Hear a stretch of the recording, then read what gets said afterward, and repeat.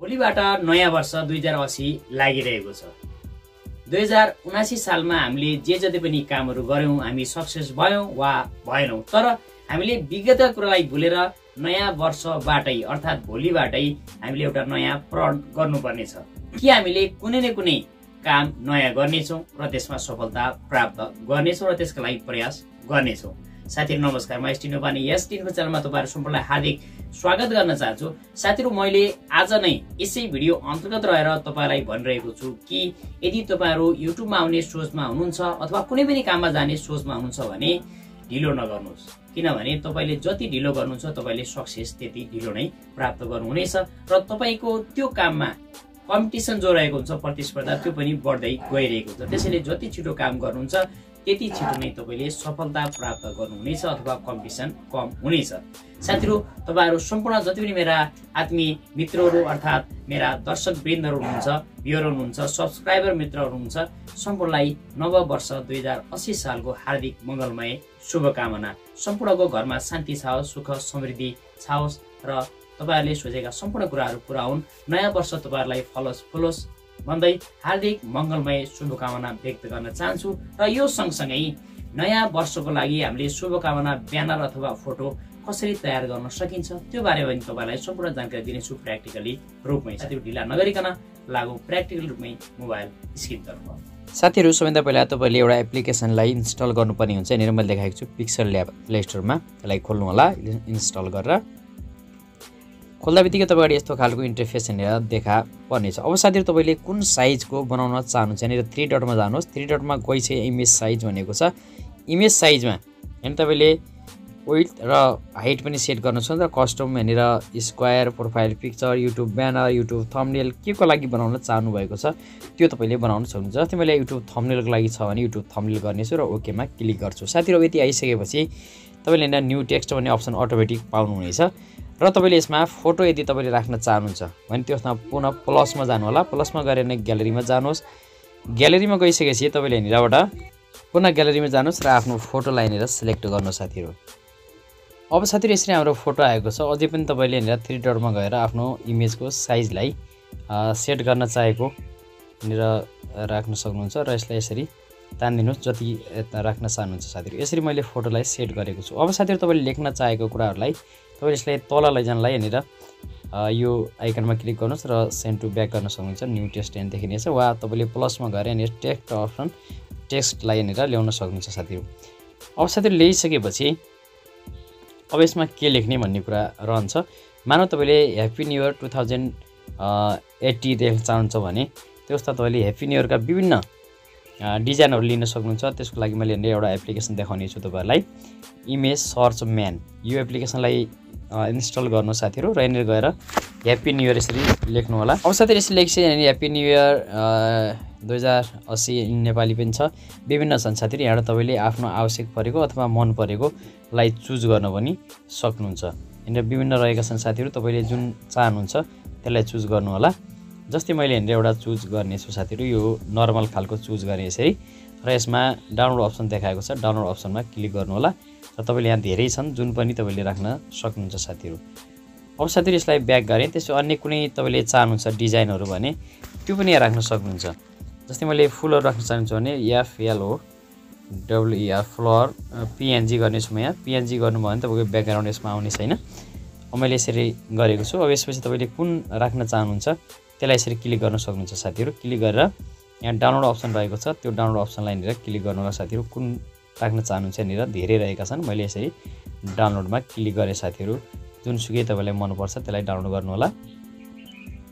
अब साथीहरु, पुनः हामी सोही एप्लिकेसनमा जान्छौँ। यसरी गइसकेपछि पुनः हामी प्लस आइकनमा जान्छौँ र फ्रम ग्यालेरीमा जान्छौँ। ग्यालेरीमा गइसकेपछि यहाँनिर हामीले राखेका जुन छन् यहाँनिर त्यसलाई यहाँनिर यसो यो गोल यहाँनिर जो साइडमा देखाएको छ यसलाई गरेर तपाईले आफ्नो आवश्यकता अनुसारलाई साइजमा पनि लिन सक्नुहुन्छ।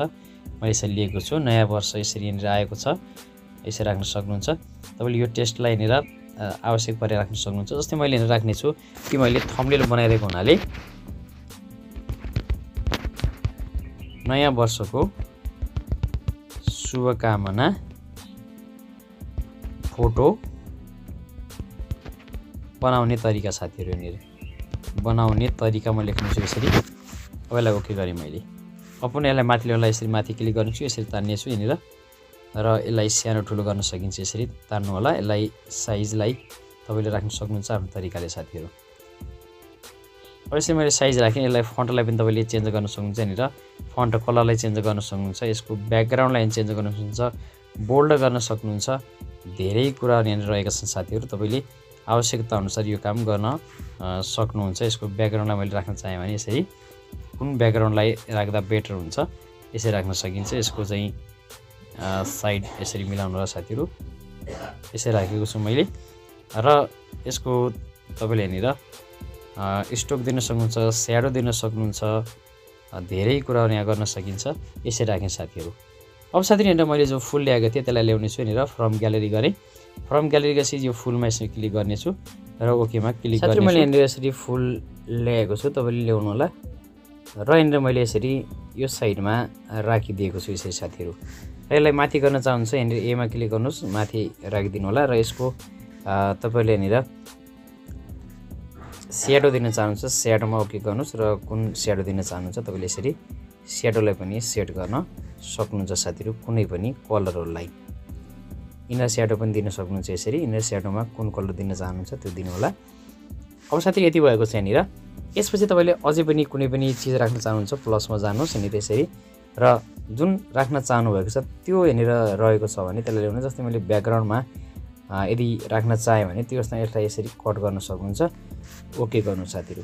ओके गरेपछि यसरी यहाँनिर आएको छ। यसको बिचको सेतो भागलाई हटाउनको लागि तपाईँले यहाँनिर साइडमा इरेज कलर छ यसरी गर्नु होला र यसमा क्लिक गरेर सेतोमा क्लिक गरेर ओके गरिदिनु भयो भने त्यसमा तपाईँको यहाँनिर बिचको कलर हट्नेछ। अब साथीहरू यसलाई यसरी राख्नुहोस् र यसलाई जति आवश्यक मात्रामा चाहिन्छ यसरी तान्नु होला साथीहरू।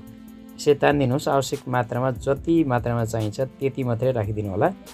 यहाँनिर मैले सामान्य तरिकाले यहाँनिर राख्नेछु यसरी, यसरी राखेँ साथीहरू। यहाँनिर तपाईँले पनि देख्न सक्नुहुन्छ एकदमै कम मात्रामा मैले राखिरहेको छु। अब साथै राखिसकेपछि यसलाई ओके गरिदिनुहोस्। यदि फुललाई माथि ल्याउने भए यो फुललाई क्लिक गर्नु होला र माथि ल्याउन सक्नुहुन्छ, र यसलाई ब्याकग्राउन्डमा लाने भए ब्याकग्राउन्ड पनि गर्न सक्नुहुन्छ। साथै यसलाई लक गर्नको लागि साइडमा लेयर अप्सन छ, यहाँनिर लेयरमा गएर लकमा क्लिक गरिदिनुहोस्। अब साथीहरू तपाईँले अरू चिजलाई यहाँनिर ल्याउन सक्नुहुन्छ माथि, वा तपाईँले यसलाई सार्न सक्नुहुन्छ। यो फोटोलाई पनि आवश्यकता अनुसार तलमाथि गर्न सक्नुहुन्छ साथीहरू। यसरी यो भएको छ। अब यसमा अन्य पनि कुरा केही थप्न चाहनुहुन्छ भने नयाँ वर्षको शुभकामना फोटो बनाउने तरिका भनेर मैले यसरी राखेको छु यहाँनिर।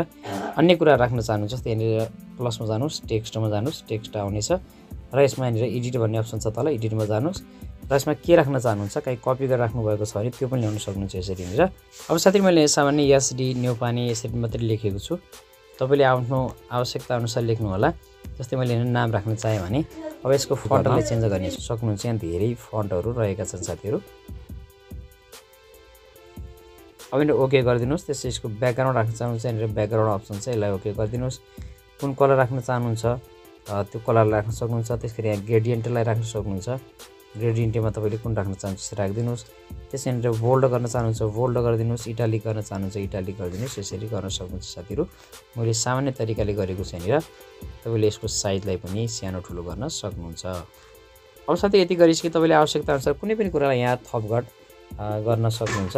यति गर्नुभयो भने अब माथि यहाँ सेभ अप्सन रहेको छ यहाँनिर, र सेभ एज इमेजमा जानुहोस्। यहाँनिर डाइमेन्सन्स भनेको छ, कस्टम दिएको छ, अल्ट्रामा राखिदिनु होला किनकि हाई क्वालिटीको फोटो तपाईँको यहाँनिर सेभ हुनेछ।